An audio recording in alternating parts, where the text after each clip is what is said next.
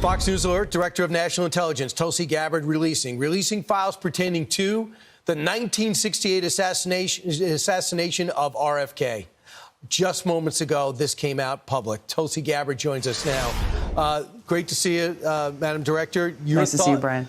You've taken 10,000 pages. You found them in boxes. You put them online.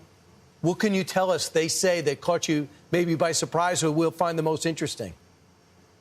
Well, Brian, first of all, this came about because President Trump promised the American people that his administration would be one of maximum transparency. And one of the first things that he did when he came back into the Oval Office was issue an executive order that said we need to release all the documents that we have unredacted on the assassinations of President John F. Kennedy, Senator Robert F. Kennedy, and Martin Luther King Jr. So we did the initial release of the previously never had been unredacted documents related to President Kennedy's assassination. And what we have just released here today is 10,000 pages that have been sitting in boxes within the National Archives that had never been digitized or viewed publicly before. These are documents related to the government's investigation into the assassination, documents related to discussions that were going on in other countries, State Department cables around the assassination, and a lot of the questions and theories that were being posed throughout this investigation that I think a lot of people, most people, have never seen before. The significance of this is huge. It's been nearly 60 years since Senator Kennedy was assassinated. We're obviously not stopping here. We discovered 10,000 pages at National Archives. We sent people out to hunt through different warehouses at the FBI and CIA, knowing there are likely other documents that have not yet been turned over to National Archives.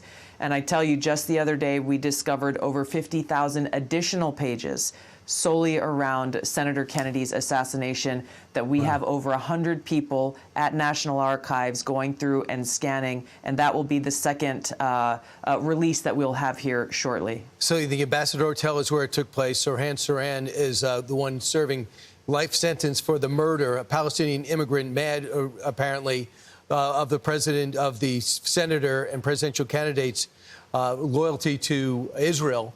And this is what RFK Jr., who's now HHS Secretary, said in 2018. He said, "I went there because I was curious and disturbed by what I had seen in the evidence. I was disturbed that the wrong person might have been convicted of killing my father. My father was the chief law enforcement officer in the country. I think it would have been disturbed him if someone was put in jail for a crime they didn't commit." And he indicated that there might have been a second gunman. You told him these documents were coming out. Did he indicate to you that he thought there might have been somebody else involved? You know, Secretary Kennedy had the opportunity to review these documents before the release occurred. But as you point out there in his quote, he's already spent a lot of time, as you can imagine, throughout his life trying to seek the truth here. And what you'll find, and as folks go to archives.gov/RFK, they will see a number of documents that really support the questions that Secretary Kennedy has been asking for decades around who really killed his father. There, for example, was a woman who ran away from the scene of the shooting yelling, "We got him." She yelled, "We shot him. We shot him." There are other documents there. I mentioned State Department cables that showed different countries were sending messages to each other around Senator Kennedy's assassination, saying that he had been assassinated, but that was before he was actually killed.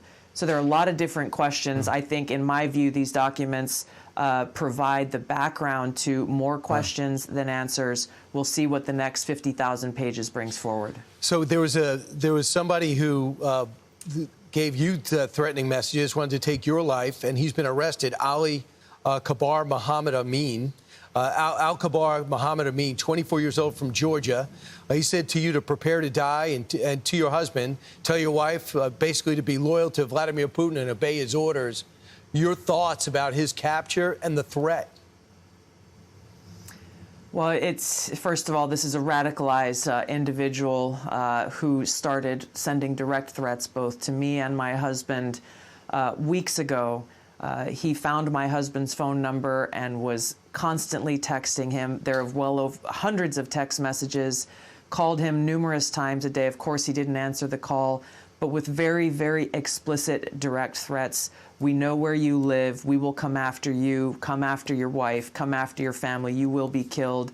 And I received similar threats myself. So I want to just say thank you to the FBI and the U.S. Marshals and local law enforcement there in Georgia, who, when presented with evidence, conducted an investigation and quickly brought him in and arrested him. It has obviously stopped the threats from coming in, but these things have to be taken seriously. And again, when we look at what the tragedies our country has experienced in the past, we look at the fact that our own president had 2 assassination attempts in his life just recently. What happens when political differences turn into political violence? They have to be taken seriously. It's hard enough to serve, but let alone have to worry about your own life at the same time. Thank goodness they got this guy. Thank you for joining us today, the Director of National Intelligence. Thank you, Brian. Tulsi Gabbard. Stay safe.